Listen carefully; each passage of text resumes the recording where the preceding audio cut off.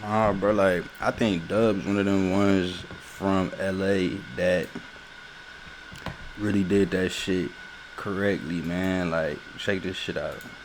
Districts and shit like that. I was watching this brother doing King. Off a lot of it, your boy Desto Dubb from the Man, gutter to butter. from gutter to butter, that's dope.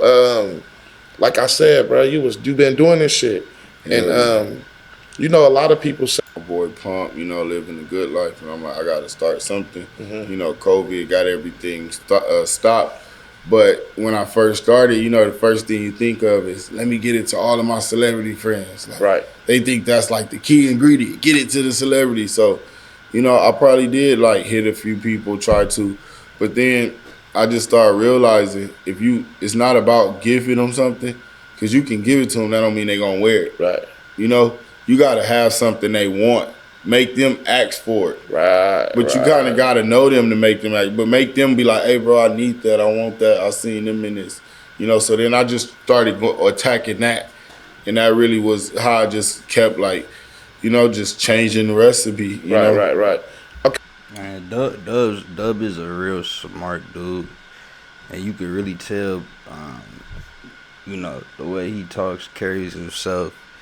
Like, you look at a lot of the other No Jumper crew, and with the exception of a few, I think Dijon is pretty bright as well. But you look at a lot of the No Jumper crew. Shout out shout out Brick. But it's like, you know, in terms of articulating a point well, in terms of business acumen, in terms of actually, you know, conducting oneself like a business person while still balancing, you know, that uh, you know, is just one of the things I think Dub does well. Okay, we know about the clothes. Fuck that. And I think that Dub, you know, he kind of provides an alternative perspective in terms of the gang street shit, because he's not really, what I'm saying, he's not really in that shit, but he hangs around niggas who, whatever, and so I think that he brings a good perspective to the chat. He brings a good perspective to the show.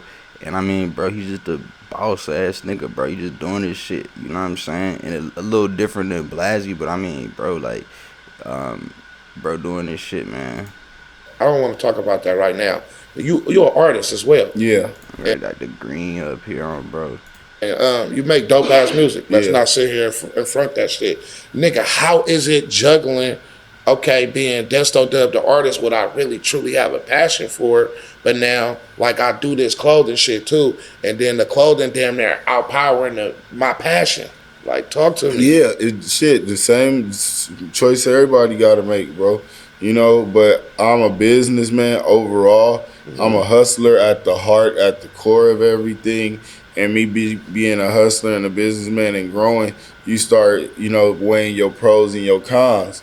So, honestly, I feel as passionate as I am about clothes and as passionate I am about music, about Juice. Literally have the same love for all three of them. But then you have to weigh which one makes you the most money without the most hassle. Which one is not, you're not using too much to where it's affecting your profit. Which one, and after you weigh your options, you like, shit, the clothes shit is really the bread and butter. Right. And all this other shit is a hobby or an addiction. Yo, bro, like, to all the young kids, man, like, to all the young kids, bro, like, bro, you hear that shit. So you weigh your options, you like, shit, the clothes shit is really the bread and butter. Right. And all this other shit is a hobby or an addiction. Bro, this is another reason why I fuck with Dub, right? Like, Dub not gonna tell you no. Let's listen. So you gotta cut the hobbies and the addiction, and then you grow the bread and butter. You grow that motherfucker, and that's what I did. And a lot of people aren't able to make. It's a lot of choices on the way to getting, successful, a millionaire, whatever, and how you make them choices is what's gonna get you there. And that's the biggest thing, how you make them choices. And sometimes them choices ain't based off of what you was raised, what you was taught. It's based off of how much do you want it. How much do you want it, So that was one of the choices I had to make, And some people don't do it. Some people try to juggle all of them. They still taking this money, pouring it in there, taking it for the host. But it's like, I'm looking at it. I'm spending $500 a night for a studio. I'm spending. I gotta pull up. I gotta smoke. Shit. If it's, I got my homies coming over. I'm ordering food. If Draco and them, I'm letting them just use the whole session. I ain't even tripping.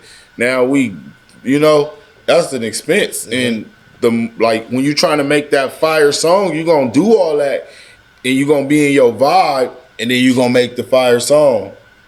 But am I making money off of that fire song? Right. How long is it gonna take for me to get some of this money back? Off of these little racks I spent on this tape. Right. And it's just, the clothes was the biggest profit margin. It was, and I'm glad I did that.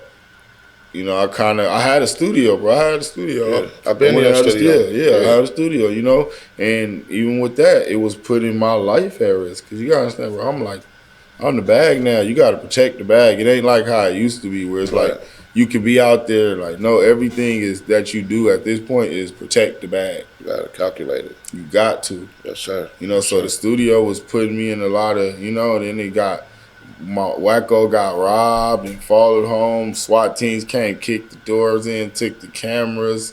Overall, my wife is tripping every time I go to the studio. Like, why are you still there? That's so dangerous. They know it's there now. You just up there, and I'm like, bruh, it's not even worth it. Cut the lease, fuck it up, lease it, sell it, because it's like, you want more money, less stress. Right, you don't want more. At the first, you don't give a fuck. Stress me out to get the dough. Right. But after that, it's more money, less stress, and that shit was too much. So, man, youngins. Come on, bro. Like I said, Dubb, bro, you provide a real good perspective, man, in terms of this street shit, in terms of this business shit, and blending it, in a seamless way. I think Dubb does a really good job. You feel me? But shit, man, y'all, bro, don't lack, gang. Don't lack.